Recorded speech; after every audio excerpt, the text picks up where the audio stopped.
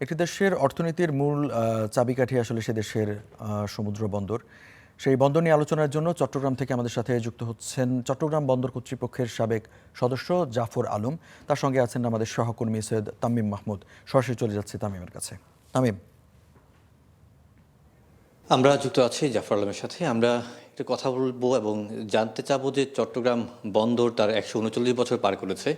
সেই ক্ষেত্রে চট্টগ্রাম বন্দর কতটুকু তার সক্ষমতা অর্জন করেছে এবং সেই সক্ষমতা অর্জনে কতটুকু আসলে আমরা ব্যবহার করতে পারছি। ধন্যবাদ আপনাকে স্বাগত জানাচ্ছি আমাদের বিজে। আসলে চট্টগ্রাম বন্দর তো তার 139 বছর পার করলো। সেক্ষেত্রে আসলে আমরা সক্ষমতার কতটুকু আসলে ব্যবহার করতে পারছি এখন পর্যন্ত। চট্টগ্রাম বন্দর তো একটি পোতাশ্রয় হিসেবে তার জার্নি শুরু করেছিল, যাত্রা শুরু করেছিল। সেখান থেকে বিভিন্ন সময়ে সময়ে কার্গো ভলিউম বেড়েছে, তারপরে কন্টেনার জগতে প্রবেশ করেছে এবং রেলওয়ের মাধ্যমে পণ্য পরিবহন হতো, সেটা সড়কে গেছে এবং নৌপথে গেছে। এরকম ত্রিমাত্রিক একটি অবস্থায় এসছে এবং 3,30,000 লক্ষর চেয়ে বেশি কন্টেনার হ্যান্ডেল করছে এখন। এবং এই 30 লক্ষ কন্টেনার হ্যান্ডেলিং কিছুদিন মানে 7-8 বছর ধরে এর কাছাকাছি ঘুরছে, কিন্তু কোভিডের ইফেক্ট ছিল, এই জায়গায় আমরা এসেছি। এই জায়গায় আমরা পৌঁছানোর পরে আমরা যদি বলি যে আসলে আমরা তৃপ্ত কিনা বন্দরের এই পারফরমেন্সে, ব্যবসায়ীরা কেমনভাবে তৃপ্ত এবং বন্দর কর্তৃপক্ষ অথবা বন্দর পরিচালনা যারা করেন তারা তৃপ্ত কিনা। বন্দর পরিচালনা যারা করেন তারা আপ্রাণ চেষ্টা করেন এটাকে উন্নত করার জন্য, আর যারা বন্দর ব্যবহারকারী তারা সবসময় অভিযোগ করেন অনেক ক্ষেত্রেই যে এটা বিলম্ব হয়, বিভিন্ন হয়। কিন্তু আপনি যদি খুব সূক্ষ্মভাবে ব্যবচ্ছেদ করেন, বন্দরের ব্যবহার, শুধু বন্দরের গতি শুধুমাত্র বন্দর একা আনতে পারে না, কারণ এখানে অনেক অংশীজন আছেন। যেমন প্রধান অংশীজন হচ্ছে কাস্টমস কর্তৃপক্ষ। কাস্টমস কর্তৃপক্ষই কিন্তু কন্টেইনারের ভেতরের জিনিসের মালিক, এবং কাস্টমস কর্তৃপক্ষ যদি নির্দিষ্ট সময়ের মধ্যে এটাকে ছাড় না করেন, তার ডিউটি অ্যাসেস করে সেটা ডিউটি রিয়েলাইজ করে না ছাড়েন, অথবা তারপরে হচ্ছে শিপিং এজেন্ট তার পাওনাদি যদি ব্যবসায়ীরা পরিশোধ না করেন, বন্দর কর্তৃপক্ষ কোনো অবস্থাতে ওই মালামাল ছাড়তে পারে না। এবং এই জায়গাতে বড় ধরনের একটি সময় আমাদের ক্ষেপণ হয়ে যায়। বন্দর কর্তৃপক্ষ 4 দিন কিন্তু ফ্রি টাইম দেয় যে এই 4 দিনের মধ্যে এই কাজগুলো তুমি করে এসো, কিন্তু দেখা যায় যে এই 4 দিনের মধ্যে এটা সম্ভব হয় না। এরকম অনেক ধরনের কর্তৃপক্ষ, সরকারি রেগুলেটরি বিষয়গুলো আছে, যেটাকে এখন কথা উঠছে যে ডিরেগুলাইজেশন করা, মানে রেগুলেশনকে কমিয়ে নিয়ে আনা, অনেক সহজ করা পুরো ব্যবস্থাকে। তাহলে দেখা যাবে যে খুব সহজেই পণ্য খালাস হতে পারছে। এবং একটা পণ্য যদি কেমিক্যাল টেস্টে পড়ে অথবা অন্যান্য কোনো কার্যক্রমে পড়ে, দেখা যায় যে 1-1.5 মাসও লেগে যায়। আপনি যে কোনো গিভেন সময়, একটা সময় দেখবেন যে বন্দরের ভেতরে 25-30 হাজার কন্টেনার আছে, কিন্তু থাকার কথা না। 4 দিনের মধ্যে সব কিছু করে যদি নিয়ে যাওয়া যায়, তাহলে 30,000, 40,000ও কন্টেনার এক সময় থাকে। আবার 10,000-এর মতো কন্টেনার থাকে অকশনের জন্য। সেটা কিন্তু কোনো অবস্থায় একটা স্মার্ট পোর্টের জন্য এটা খুব ভালো বিষয় না। এবং এটার জন্য যে শুধুমাত্র বন্দর কর্তৃপক্ষ দায়ী এটা বলতে পারবেন না। তাহলে বন্দর কর্তৃপক্ষ, এখানে যে কর্তৃপক্ষগুলো যারা সরকারি রেগুলেটরি অথরিটি আছে, তাদের মধ্যে সমন্বয়ের চরম অভাব রয়েছে। এবং এই সমন্বয়ের খুব লিখিত পরিত খুব কার্যকর কোনো ব্যবস্থা বলা নেই। এটা কিন্তু time to time, case to case basis এইগুলো হয়ে থাকে।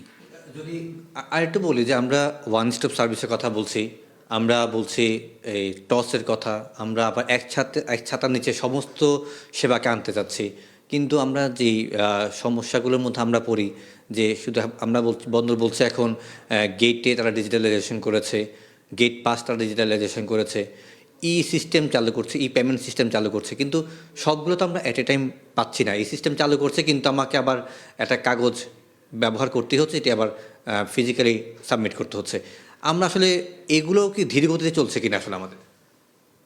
এই প্ল্যাটফর্মে যাওয়াটা হচ্ছে ইচ্ছার ব্যাপার। আমরা পুরো হোল হার্টেডলি এটা চাই কি না।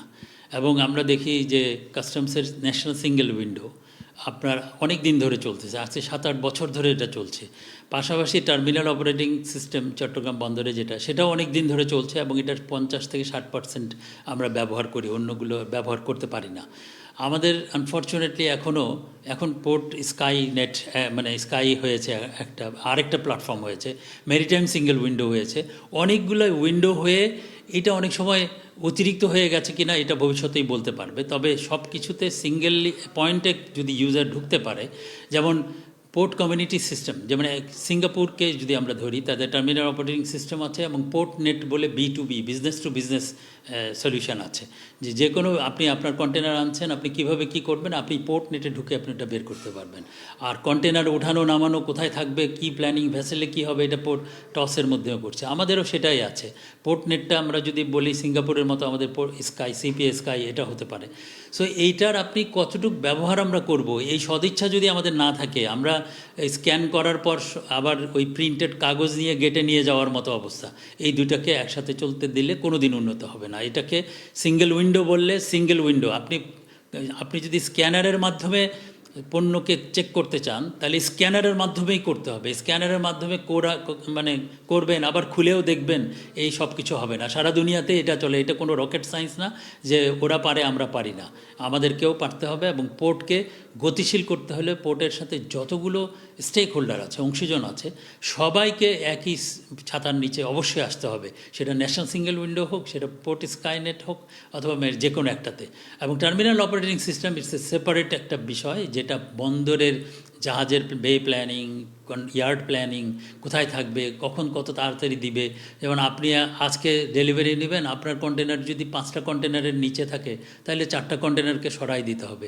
এই প্ল্যানিংটা যদি ঠিক থাকে এবং পোর্ট কমিউনিটি সিস্টেমের মাধ্যমে যদি যুক্ত থাকে, আপনি রিকুইজিশন দেন যে আমি আজকেই নেব, তাহলে আপনারটা একেবারে উপরে থাকবে, আপনাকে আসা মাত্রই আপনাকে দেওয়া হবে। ট্রাকের সিস্টেম, ট্রাকে টোকেন করা, ডিজিটাল পেমেন্ট, এগুলো এখন আর ডিজিটাল কোনো বিষয় না, এগুলো একটা বলা আর কি। এগুলো কোনো বড় ধরনের আহামরি কিছু, অনেক ছোট ছোট দোকানেও এগুলো করে ফেলা হয়েছে। এগুলো করে ফেলতে হবে এবং এইটা বাস্তবায়ন না হওয়াটাই এখন এটা একটা অন্যায়ের পর্যায়ে যাবে। আমরা কি ধীর গতিতে আগাচ্ছি কিনা এইসব প্রেক্ষাপটের ক্ষেত্রে? ধীর গতি এটা ডিজিটালাইজেশন হচ্ছে, আমি বারবার বলছি, এটা ইচ্ছের কথা। আপনি ভারতের কথাই যদি ধরেন, ভারতে জিএসটি যেটা এক ধাক্কায় তারা জিএসটি করে ফেলেছে। আপনি ট্যাক্সি ক্যাবে উঠবেন, টাকা দেবেন 100 রুপি, আপনার এসছে, ওখানে সেন্ট্রাল গভর্নমেন্ট এবং এই স্টেট গভর্নমেন্টের ট্যাক্সটা কেটে সাথে সাথে চলে যাচ্ছে। আপনি 100 টাকা দিলেন, ওর মধ্যে 2 টাকা ওইখানে, 5 টাকা চলে যাচ্ছে ওইখানে, আপনাকে কাউকে আসতে হচ্ছে না। কিন্তু আমরা তো এখন পর্যন্ত পারিনি এটা করতে। তবে এখন সরকার চেষ্টা করছে এটা করার জন্য। আমার মনে হয় যে ধীরগতি তো অবশ্যই আছে, আমাদের আশেপাশের রাষ্ট্রগুলো করে ফেলেছে, আমরা করতে পারছি না, আমাদের ইচ্ছার। যদি আরেকটা বিষয় বলি যে আমাদের এখানে বেশ কিছু বিদেশি বিনিয়োগ আসছে, বেটার মিনারেল করতে আসছে, আবার আমরা লাল দিয়ে দিচ্ছি, এপি মুলার আসছে, RSGT কাজ করছে অলরেডি।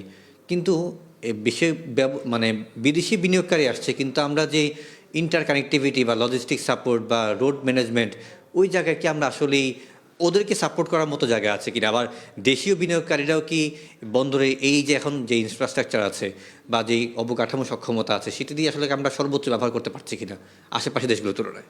না, বন্দরে বিদেশি বিনিয়োগ গ্লোবাল টার্মিনাল অপারেটর অবশ্যই আসবে এবং দেশীয় অপারেটররা অপারেট করতে পারে, কিন্তু এটার জন্য আপনাকে একটা স্ট্যান্ডার্ড ঠিক করে দিতে হবে। আমি সবসময় বলি যে আপনি ঘন্টায় 40টা 35টা কন্টেনার হ্যান্ডেল করবেন। আপনি যদি দেশি পারে দেশি করুক, বিদেশি পারলে বিদেশি করবে। আপনার এই স্ট্যান্ডার্ডটা ঠিক করে দিতে হবে, তাহলে যে কেউ করতে পারে এবং ওপেন টেন্ডার হতে পারে। এবং এই যে G2G এর যে প্রবণতা আমাদের মধ্যে আছে, যে আমরা বিভিন্ন সরকারি চুক্তি করে, যদিও আমাদের আইনে কাভারেজ আছে, কিন্তু এটাকে নিরুৎসাহিত করা দরকার। কারণ এতে কম্পিটিশন যত বেশি হবে, আমরা তত ভালো অপারেটর পাবো এবং তত কম দামে, এবং আমাদের বাংলাদেশের স্বার্থটা রক্ষা হবে। আর একটি বিষয় হচ্ছে যে আমরা তো বন্দরে বিনিয়োগ কিন্তু এইটাই প্রতিদিনের মতো পেঁয়াজ রসুন কেনার মতো না। এইটা কিন্তু 10 বছর চিন্তা করে আপনাকে বিনিয়োগ করতে হয়। এটা ডিমান্ড যদি জেনারেট হয় তাহলে আপনাকে বন্দর বানাতে হয়। বলা হয় যে প্রতি 10 বছরে 1-2টি টার্মিনাল অ্যাড করতে হবে আমাদের মতো ইকোনমিতে। আমরা এরকম করিনি বলে এরকম একটা জটিলতার মধ্যে আছি। তো আমরা এখন অনেকগুলো প্ল্যানের মধ্যে আছে, তার মানে হচ্ছে কি প্রতিদিনই আমরা নতুন নতুন বন্দরের অপারেটর নিয়ে আসবো, এটাও হবে না। এখন যে কয়টা আসছে তারা যদি সবাই কাজ করে, বে টার্মিনালে অথবা APM-এ অথবা MGH, যে যারা করছে, তারা যদি বিনিয়োগ করে এবং বিনিয়োগ করার পর যে অবস্থা হবে, এর ফলে যে বন্দরের গতি ফিরে আসবে, বন্দরের পণ্য, তার যে গন্তব্য হচ্ছে ঢাকায় 70% পণ্য ঢাকায় যায় এবং এই 70% পণ্য সড়ক পথে যায়। তা আপনি সড়ক পথে 70% পণ্য আরও গতিশীল বন্দর করে ফেলবেন, প্রাইভেট বিদেশি অপারেটর এনে আরও গতি আসবে এবং এই গতির ফলে অনেক কন্টেনার জমা হবে, অনেক কন্টেনার আপনার লরি রাস্তার উপরে থাকবে, এই রাস্তা দিয়ে আপনি নিতে পারবেন না। সেক্ষেত্রে আপনাকে dedicated container freight way, dedicated way করতে হবে, রাস্তা করতে হবে, এবং এইটা ওই এন্ডে, ঢাকার এন্ডে আবার আইসিডি করতে হবে। এই সমস্ত কিছু চিন্তা না করে আপনি ডেডিকেটেড ফ্রেট করিডোর যদি না করেন, তাহলে হিন্টারল্যান্ড কানেক্টিভিটি স্লো হয়ে যাবে। আপনার ঢাকা থেকে নামলো এখানে ঠিকই, ঢাকা যেতে 24 ঘন্টা লেগে গেল, ঢাকা থেকে আসতে 24 ঘন্টা লাগলো। এই অবস্থায় চলতে পারে না। এবং সব দেশেই দেখবেন যে বন্দরে পণ্য আনা নেওয়া করার জন্য রেলওয়ে এবং রোডের ডেডিকেটেড ফ্রেট করিডোর থাকে, এবং এইটার জন্য আমাদের এখনই চিন্তাভাবনা করা দরকার। বন্দর যত বিদেশি অপারেটর আনবো, ডেডিকেটেড ফ্রেট করিডোরের বিনিয়োগ তত বেশি আমাদেরকে চিন্তাভাবনা করতে হবে। এক কথা যদি বলতে বলি, তাহলে বন্দরের সক্ষমতার এখন আমরা কোন পর্যায়ে আছি? আসলে বন্দরকে আপনি কোন জায়গায় দেখছেন, যদি আমি 1 মিনিটে বলতে পারি? বন্দরের সক্ষমতা আমাদের তো মানে যে চাহিদা এবং ইসের মধ্যে বন্দর একটা মাঝামাঝি জায়গায় আছে। মানে আমরা যে বলবো যে আমরা ইন্টারন্যাশনাল ইসের সঙ্গে, আপনি শুধু ঘণ্টাপ্রতি কন্টেনার হ্যান্ডেলিংয়ের বন্দরের ভেতরের কথা বলেন, যে ঘণ্টাপ্রতি আমরা যে হ্যান্ডেল করি সেটা কিন্তু প্রায় অর্ধেক ইন্টারন্যাশনাল স্ট্যান্ডার্ড, মানে 50%-এর এখানে আছে। আর যদি বলেন যে বন্দর তো করে ফেললো, বন্দরের ভিতর থেকে তো আপনি নিয়ে যাচ্ছেন না, ব্যবসায়ীরা নিয়ে যাচ্ছে না, কাস্টম ছাড় করছে না, তার মানে ওরা কিন্তু আরও নিচুর পর্যায়ে, আরও তাদের সক্ষমতা, বন্দরের রোডের মোবিলিটি আরও নিচু পর্যায়ে।